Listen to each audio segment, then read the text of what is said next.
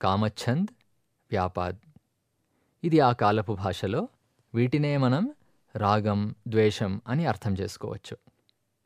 అంటే కోరిక, అయిష్టం అని. మనం సాధన ఎందుకు చేస్తున్నాం? మనలోని రాగం, ద్వేషం పోవాలనే కదా.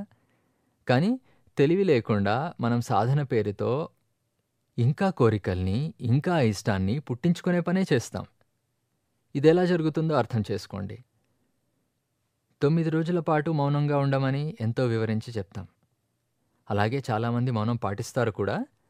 కానీ ఎవరో ఒకరు, ఇద్దరు ఉండబట్టలేక గుసగుసలాడటం మొదలు పెడతారు. పాత అలవాటు కదా. ఎవరినో పట్టుకుంటాడు.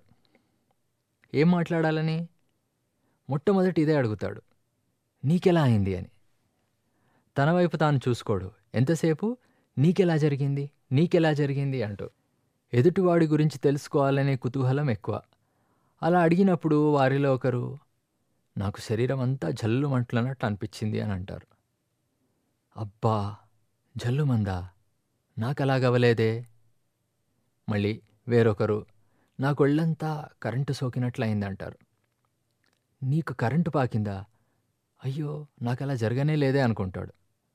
ఇక చూడండి, ధ్యానంలో కూర్చొని నాకు జల్లుమనాలి, జల్లుమనాలి, నాకు కూడా కరెంటు పాకాలి, నాకు కూడా కరెంటు పాకాలి. అరే, నాకేమీ దొరకలేదే, వారికి దొరికేసిందే. ఇలా అనుకుంటూ కూర్చుంటాడు. వచ్చిందేమో రాగాన్ని పోగొట్టుకోవటానికి. కానీ కావాలి కావాలి అంటే ఏమవుతుంది? అంటే ఇప్పుడు సాధన పేరుతోనే ఎంతో రాగాన్ని పుట్టించుకుంటాడు కదా.